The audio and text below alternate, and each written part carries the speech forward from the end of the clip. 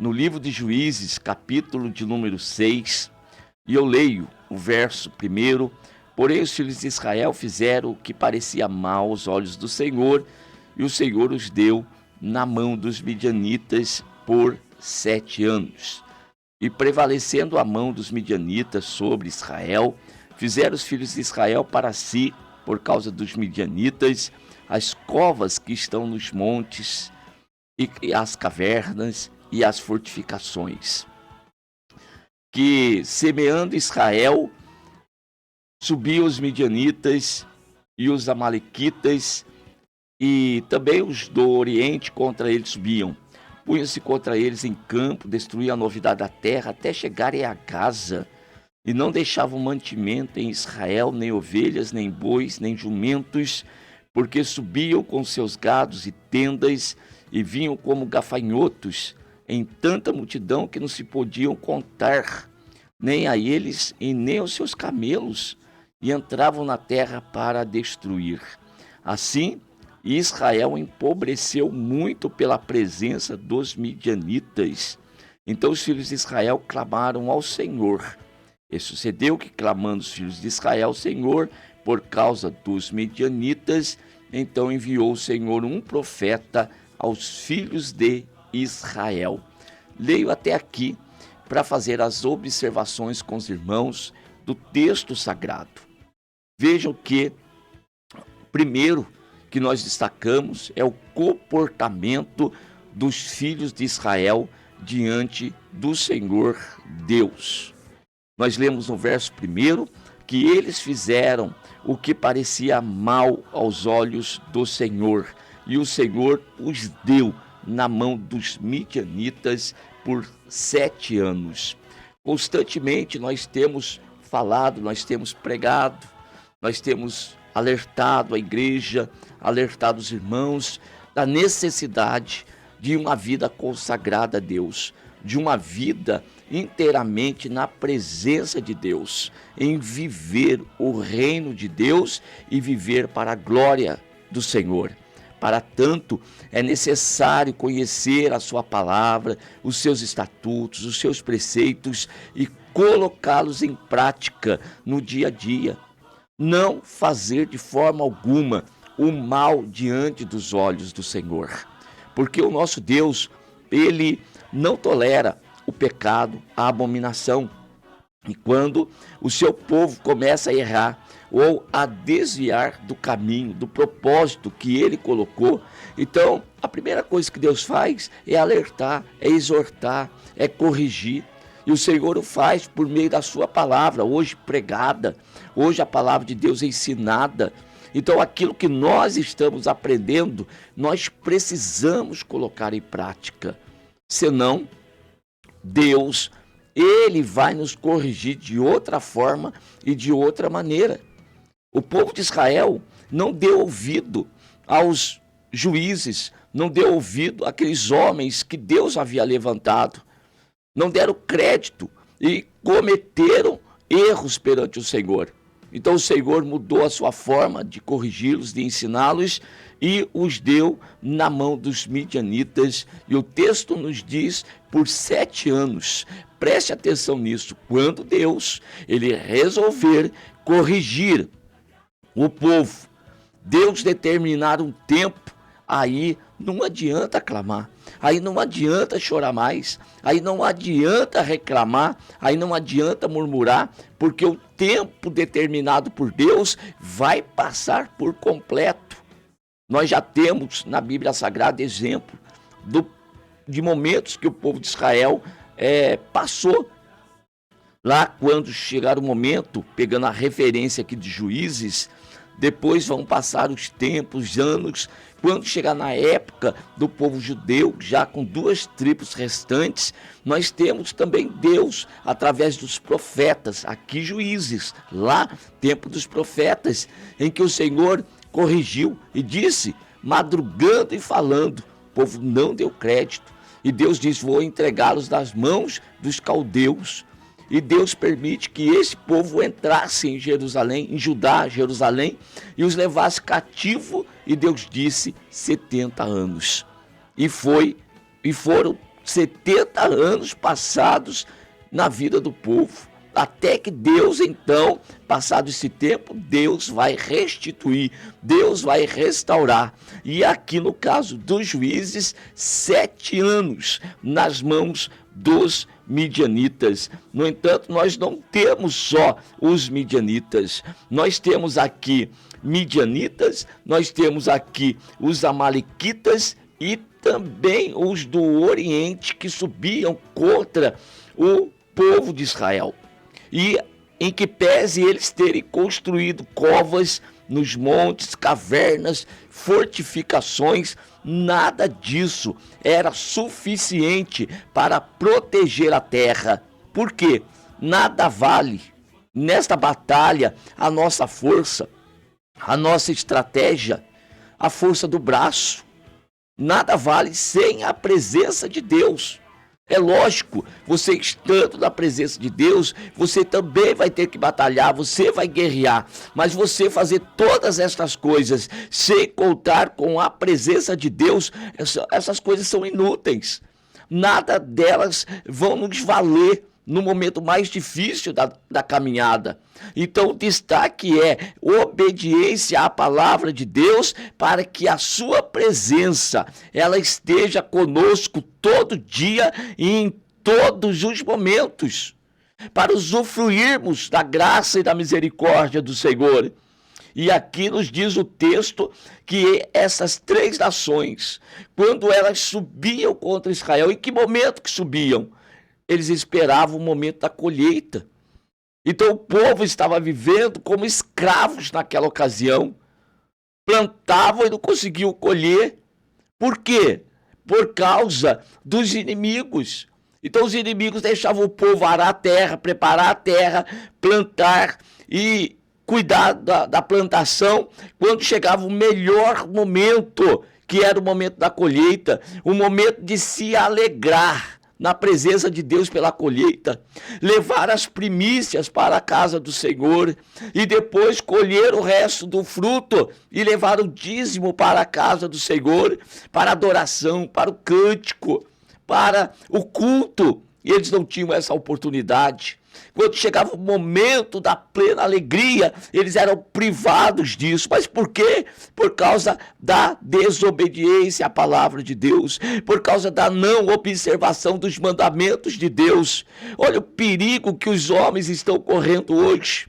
Eu tenho estado preocupado com muitos que estão desprezando o momento de estudo, o momento da pregação expositiva, o momento da leitura da palavra de Deus, o momento de comunhão com Deus, ouvindo pregações aí que não traz edificação, ouvindo pregações aí que não traz instrução real e verdadeira, não aponta os erros, não aponta o seu modo de viver que está em desacordo com o querer de Deus. Estão te ludibriando, estão te enganando. Homens estão sendo enganados por pregações falsas. Quando vier os inimigos sobre você, não vai haver resistência, porque você não vai poder contar com a presença e com a ajuda de Deus. Você não está de acordo com os Salmos de número 46. Olha a situação desse povo, é povo de Deus. Esse povo aqui é o povo que sacrificava, é o povo que adorava, entre aspas, queria viver a vida do jeito que achavam por bem viver. Não davam crédito mais aos mandamentos e preceitos do Senhor. Esse povo, essas 3 nações, e colocavam-se em campo e destruíam a novidade da terra, até chegarem a Gaza. Olha, me chamou a atenção quando eu estava lendo o texto, que os do Oriente vinham, e vinham os amalequitas, e vêm aí os midianitas, e eles passam pela terra de Israel, e chegam até onde? E chegam até Gaza. Gaza é a terra dos filisteus. Preste atenção, se chegaram na terra de Israel e vão chegar até Gaza, até ali perto do Egito também, por que que eles não entravam nas outras nações? Por que que as outras não eram conquistadas? O alvo deles era o povo de Israel. E eles vinham com muitas ovelhas, com muitos camelos, né? Desculpe, com camelos. E aí não deixavam mantimento em Israel. Eles levavam ovelhas, eles levavam os bois, eles levavam os jumentos, porque eles subiam com os seus gados e tendas e vinham como gafanhotos, tanto que era aquela multidão que não se podia contar. Como que ficava o povo de Israel nesta ocasião? O texto lido diz que o povo empobreceu naquela ocasião, muito pela presença dos midianitas. Deus, Ele quer nos dar vida, vida com abundância. Deus quer que nós prosperemos. Mas qual que é a condição? É viver conforme a palavra de Deus, é viver segundo a vontade de Deus. É observando os mandamentos, colocando em prática no nosso dia a dia. Porque de outra forma, a gente vai dar legalidade para o inimigo penetrar, adentrar a nossa terra.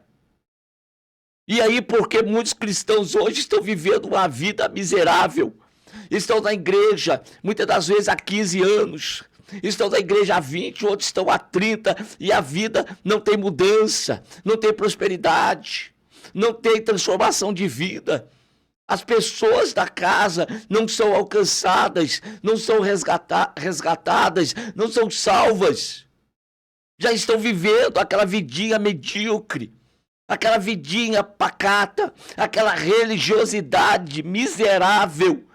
Vida cristã não é religiosidade, é prática, é viver o dia a dia com o Senhor, obedecendo. E isso aqui fez com que o povo então empobrecesse pela presença dos midianitas. Misericórdia. Então preste atenção, a presença de Deus traz riqueza, mas a presença do inimigo empobrece, traz empobrecimento. Empobrecimento primeiro, qual é o que começa? O espiritual, é o afastamento de Deus, é essa falta de compromisso com a obra de Deus, é uma falta de compromisso com Deus e vai havendo o afastamento do Senhor, consequentemente o inimigo vai tomar força. E aí então o povo clama, chega uma hora que se torna insuportável e os filhos de Israel então vai clamar ao Senhor por causa dos midianitas. E Deus levanta um profeta que vai dizer o seguinte, olha só, assim diz o Senhor Deus de Israel, do Egito eu vos fiz subir e vos tirei da casa da servidão. Olha que obra maravilhosa e extraordinária Deus operou. O povo já vivia na escravidão. O povo já vivia debaixo dos inimigos, do jugo do inimigo. Já era um povo pobre, miserável, dominado. Essa era a primeira situação. E Deus, então, vai até o Egito e faz o povo subir de lá, tira o povo da escravidão, tira o povo da pobreza, tira o povo da miséria.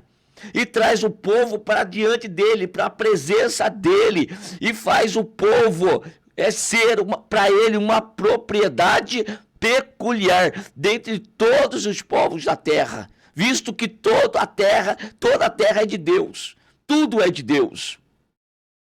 E no verso 9, vos livrei da mão dos egípcios e da mão de todos quantos vos oprimiam. E eu os expeli de diante de vós, e a vós dei a sua terra, e vos disse, eu sou o Senhor vosso Deus. Não temais os deuses dos amorreus em cuja terra habitais, mas não destes ouvidos à minha voz. Que desgraça, que miséria, quando o homem não dá ouvido à voz de Deus. Olha a grande obra que Deus está realizando. Olha que grandes coisas Deus está fazendo. Que grandes obras da face dessa terra. Deus está quebrando laço, quebrando lança, quebrando os carros, queimando os carros no fogo, carros dos nossos inimigos. Mas quando nós entendemos perfeitamente que nós não estamos mais debaixo da escravidão, nós somos livres, mas livres para quê? Livres para viver na presença de Deus e andar conforme a sua vontade. Você sabe qual a vontade de Deus para você? Você sabe o propósito de Deus para a tua vida? Você tem certeza que você está andando de acordo com a vontade de Deus? O fato de você estar passando por adversidade, o fato de você estar passando por momentos difíceis, isso não quer dizer que Deus te abandonou. Isso não quer dizer que Deus te esqueceu. É um momento em que a fé está sendo provada. Não abandone Deus. Não saia da vontade de Deus. Não se desvie do propósito de Deus para você. O momento pode estar complicado e difícil, mas seja firme. Seja constante, não abandone, não largue mão da rede, não largue mão do remo, continue, avance, vá nesta tua força. Você precisa continuar, você não pode abandonar os preceitos de Deus, você não pode se corromper, você não pode se dobrar diante dos deuses dessa terra. Eles estão querendo arrancar você da presença de Deus.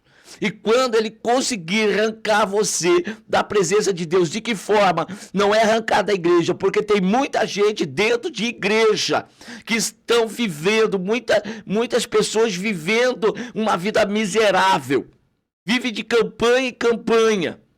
Toda a sexta-feira estão na campanha e muitos ainda estão caindo endemoniados, por incrível que pareça. Nunca alcançam uma verdadeira libertação, porque não tem propósito com Deus. Sempre precisam estar numa dessas campanhas, buscando socorro e não alcançam, porque falta compromisso com Deus. Está na hora de assumir uma aliança, de reforçar aí um concerto com Deus e com a sua palavra, em viver de acordo com esta palavra. E conhecereis a verdade, e a verdade vos libertará. E se o Filho do Homem vos libertar, verdadeiramente sereis livres. Esta verdade aqui liberta. Esta verdade transforma, mas é preciso que você tenha compromisso com ela. Não adianta ouvir uma boa pregação, não adianta ouvir um bom ensino, se este ensino não adentrar no teu coração e não assentares um compromisso de viver na presença de Deus. Não adianta nada ficar ouvindo hinos e se alegrar na presença de Deus com esses hinos e não ter compromisso em agradar esse Deus que você acabou de adorar. Tem que ter compromisso de andar em santidade. Andar em santidade é separação. Não se prostre diante dos deuses da terra. Olha o texto que eu estou terminando com ele aqui. Não temais os deuses dos amorreus em cuja terra habitais. Tema a Deus. Obedeça a Deus. Mas o povo prefere obedecer aos deuses dessa terra. Estão aí se prostrando diante de Mamon. Quem que é Mamon? O Deus da riqueza, o Deus das coisas materiais. Prefere as coisas terrenas. Essas coisas terrenas vão passar, vão acabar. E quando tudo isso terminar, como que está a tua vida diante de Deus? Aí não vai dar tempo mais. Aí não vai adiantar mais chorar. Então agora é tempo de concerto com Deus, de aliança com Deus. Como que está a tua vida? Será que está como isso aqui? Como essa história aqui de Israel nesta época, nas mãos de midianitas, de amalequitas e do povo do Oriente? Em que você trabalha, produz, e quando chega o momento de se alegrar, vem aí esse povo da terra e avança pela terra que Deus te deu e arranca tudo. Está te deixando pobre. E sempre na mesma vidinha está chegando a hora de mudança. Mas a mudança começa onde? A mudança começa na igreja? A mudança vai começar no trabalho? Não, meu irmão. A mudança começa em mim. A mudança tem que começar em nós. Mudança é individualidade, compromisso com Deus. Os outros podem não ter compromisso com Deus, mas eu quero manter o meu compromisso com o Senhor. Mantenha o teu compromisso com Deus por meio da obediência a esta palavra. Então, primeiro, conheça esta palavra e conhecereis a verdade vos libertará. Depois, saiba o que é que Deus tem para a tua vida, o propósito de Deus na tua vida. E a partir daí, então, tu vais obedecer ao Senhor. E então viverás o melhor de Deus nesta terra. Amém? Que Deus continue abençoando cada um de vocês.